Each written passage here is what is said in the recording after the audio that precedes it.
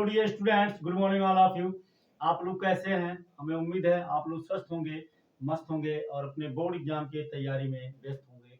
Dear students, आज का जो हमारा टॉपिक है क्लास 12 के फिजिक्स का है और ये जो हमारा चैप्टर है, ठीक है ना, यंग के प्रयोग से लिया गया है। यंग के प्रयोग तो बहुत ही महत्वपूर्ण है। हमने दो प्रश्न लिया है, दोनों प्रश्नों को हमने देखा है, बहुत बार पूछा गया है, तो इसलिए हमने सोचा कि लाइए इसको बताते हैं। और वीडियो को स्किप मत कीजिएगा, दो में से एक प्रश्न कंफर्म फंसेगा। और वीडियो आपको कैसा लगेगा जरूर कमेंट करके बताइएगा। चलिए सीधे टॉपिक पे आते हैं। क्वेश्चन नंबर पहला लेते हैं। पहला दिया, एक ही आवृत्ति तथा एक ही आयाम की दो तरंगें किसी बिंदु पर एक साथ पहुंचती है ना, तो तरंगों के बीच कितना कालांतर हो कि परिणामी तरंग 2a हो, √2a हो और a हो। तो इसमें तीन प्रश्न है। तो जैसे मान लो है ना, दो तरंगे हैं, मान लो इस तरह से, एक तरंग यहां से चली, इस तरह से यहां से चली, तो दोनों का आयाम समान है। मतलब यदि इसका भी a है तो इसका भी a है, यानी दे रखा है a1 बराबर a2 बराबर a, दोनों का आयाम समान है और बिंदु पर एक साथ पहुंच रही है ना, करा। लेकिन अगर इनमें जो कालांतर, जो समय जो है, ठीक है ना, कालांतर के बीच कितना कालांतर हो कि इसका परिणामी का आयाम, परिणामी तरंग का आयाम इतना 2a, √2a और a हो, तो यानी हमें फाई का वैल्यू निकालना है। ठीक है ना, किसका वैल्यू निकालना है? फाई का। तो देखो, परिणामी आयाम आर स्क्वायर बराबर, पहला हम देखते हैं आर स्क्वायर बराबर क्या होता है, a1 square plus a2 square plus 2a1 a2 cos phi. ठीक है, तो r का मान दे दिया है, परिणामी आयाम कितना दिया है? 2a। यहाँ देखिए परिणामी आयाम 2a दे दिया है, तो आर स्क्वायर की जगह पे 2a का स्क्वायर करेंगे, a1 की जगह पर भी a रहेगा और a2 की जगह पर भी a, दोनों का आयाम समान है, तो a का स्क्वायर, a2 की जगह पर भी a का स्क्वायर प्लस 2a1 की जगह पर a, a2 की जगह पर a into cos phi, cos phi. ठीक है, अब देखो 2 का स्क्वायर 4 होगा, a का a स्क्वायर होगा बराबर a स्क्वायर, तो 2a स्क्वायर प्लस 2a का गुणा a में 2a स्क्वायर cos फाई। अब आप इसको पक्षांतर करके जब इधर ले आओगे ये वाला, तो हो जाएगा 4a square minus 2a square बराबर 2a स्क्वायर cos फाई। तो 4a स्क्वायर से 2a स्क्वायर जाएगा तो 2a स्क्वायर बचेगा बराबर 2a स्क्वायर cos फाई। ठीक है, या मल्टीप्लाई है, इधर आएगा तो डिवाइड हो जाएगा, तो जाएगा 2a square upon 2a square is equal to cos phi. अब 2a स्क्वायर का 2a स्क्वायर में डिवाइड करेंगे 1 आएगा, बराबर आएगा cos फाई, या इसको हम लिख सकते हैं 1 की जगह पे सॉरी cos 0 डिग्री बराबर cos फाई। तो cos से cos कैंसिल हो जाएगा, तो फाई बराबर क्या आ गया? फाई बराबर आ गया 0 डिग्री, और ये हो गया हमारा आंसर। ठीक है ना। चलिए इसके बाद सेकेंड नंबर देख लेते हैं। सेकेंड नंबर में क्या दिया है? सेकेंड नंबर में दिया √2a, तो इस आर स्क्वायर की जगह पर हम क्या लिखेंगे? सूत्र हमारा क्या है? परिणामी आयाम आर स्क्वायर बराबर होता है a1 square plus a2 square plus 2a1 a2 cos phi.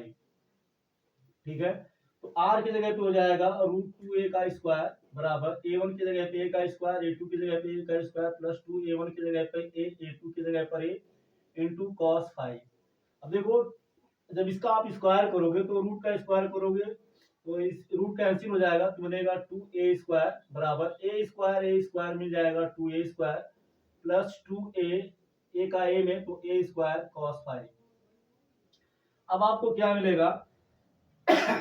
इसको जब आप इधर ले आओगे तो आपको मिलेगा 2a स्क्वायर cos फाई बराबर मिलेगा 2a square minus 2a square, ये जाएगा इधर तो प्लस है माइनस हो जाएगा, तो हमें मिलेगा 2a square cos phi is equal to मिलेगा 0, या इसका इसमें मल्टीप्लाई इधर जाएगा डिवाइड हो जाएगा, तो cos phi is equal to मिलेगा 0 अपॉन 2a स्क्वायर, या cos फाई बराबर आपको मिलेगा अब जब आप इसका इसमें डिवाइड करोगे तो 0 आ जाएगा, या cos फाई बराबर आपको मिलेगा cos 0 का 90 डिग्री का मान 0 होता है, साइन 90 का 1 होता है और cos 90 का 0 होता है, ठीक उसका उल्टा होता है, इसको आपको पता है।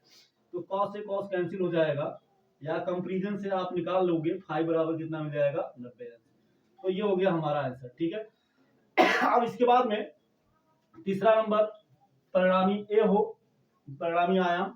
तो आई होप आप इसको आप खुद से लगा लीजिएगा, और आप लगा लेंगे इसी तरह से, इसी सूत्र पर रख देना है। तो ये 3 प्रश्न था, 3 में से बोर्ड एग्जाम में एक एग्जाम पक्का हमने देखा, कई बार प्रश्न पूछा है। दूसरा वाला देख लेते हैं, यंग के प्रयोग से दिया है, क्या दिया है, दिया है यंग के द्विस्लिट प्रयोग में स्लिटों के बीच की दूरी होता है ना, मतलब इस तरह से है, एक ये स्लिट है, ये स्लिट है, इस तरह से, ठीक है ना, ये। तो इसके जो बीच की दूरी है, स्लेटों के बीच की दूरी, मतलब एक स्लेट से दूसरे स्लेट के बीच की जो दूरी है, कैपिटल डी बराबर दे दिया है 3.0 मीटर।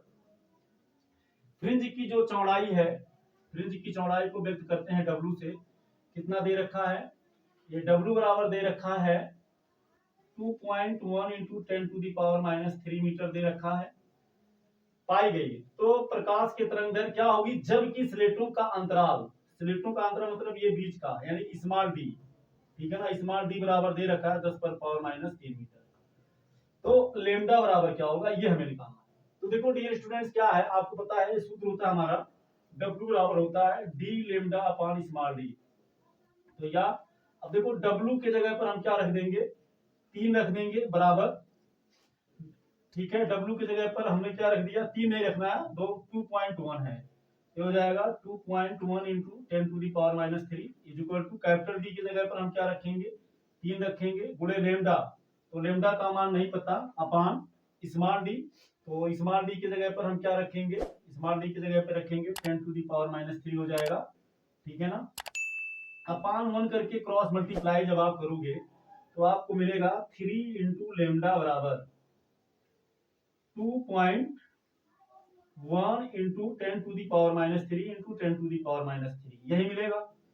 तो यहाँ लेमडा बराबर आपको मिल जाएगा, देखो अब ये सूत्र होता है ना, a to the m into a to the n, ये तो आप क्लास 6 से ही पढ़ते आ रहे हैं, a to the power m plus n होता है ना। तो देखो 10 पर पावर -3 है, यहाँ 10 पर भी पावर -3 है, तो ये -3 ये -3 जुड़ जाएगा, तो हमें मिलेगा 2.1 इंटू 10⁻⁻6 अपान, ये मल्टीप्लाई इधर आएगा, डिवाइड होगा, तो 3 7 जा 20।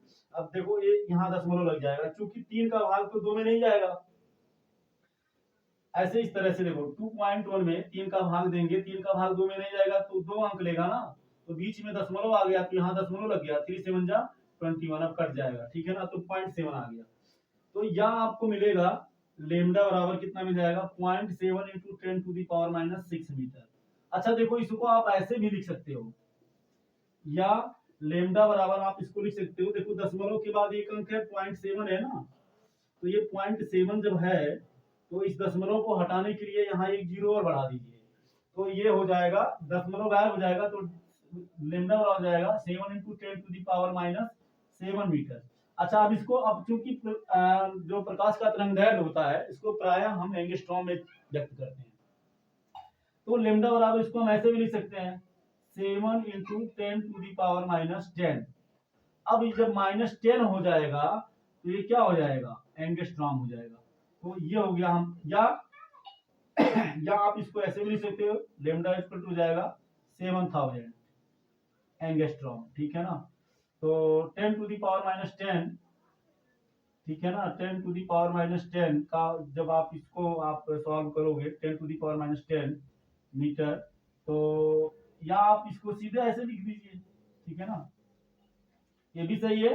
या आप इसको लिख सकते हैं लेमडा इज इक्वल टू, मतलब आपका हो जाएगा, इसको आप एंगस्ट्रॉम में चेंज करोगे तो हो जाएगा 7000 एंगस्ट्रॉम, ठीक है ना, ये आपका आंसर हो गया। अगर आप इसको देखिए, आप इसको समझ सकते हैं, देखो क्या है, ये 7000 हो गया और एंगस्ट्रॉम की जगह हो जाएगा 10⁻⁻10 हो जाएगा, तो ये 3 जीरो जब यहाँ से घटेगा तो हो जाएगा 7 गुणे 10 पर पावर माइनस, ये माइनस है और ये प्लस वाला रहेगा, तो 10 में से 3 निकल जाएगा, 10 पर पावर -7, क्या आ गया मीटर। मतलब ये 7000 एंगस्ट्रॉम 7 इंटू 10⁻⁻7 मीटर के बराबर है। तो ये भी आपका सही है, ये भी सही है और ये भी सही है। तो ये हो गया आपका फाइनल आंसर। तो आई होप आप इसे अच्छे से समझ गए होंगे। वीडियो आपको कैसा लगा है जरूर हमें कमेंट करके बताइएगा, तथा अपने मित्रों में जरूर शेयर कीजिए, क्योंकि बोर्ड एग्जाम के लिए बहुत ही उपयोगी है। फिर मिलेंगे नेक्स्ट क्लास में नेक्स्ट टॉपिक के साथ। Thank you so much. जय हिंद।